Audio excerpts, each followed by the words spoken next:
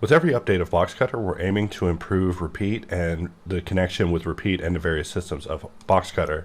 So right now I have grid up, and just to show repeat in action, we'll just draw a shape, start it from the center draw, and spacebar to apply it. And now whenever I double click on a grid point, we see that we're able to continuously repeat that shape.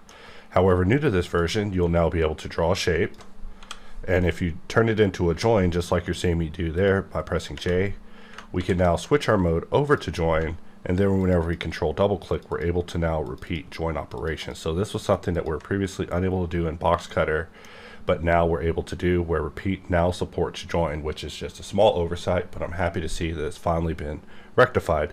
In addition to this, you can of course still use Everscroll to recall your cutters. Like I will choose to recall this cutter and this cutter. So now both these cutters are back for me to select.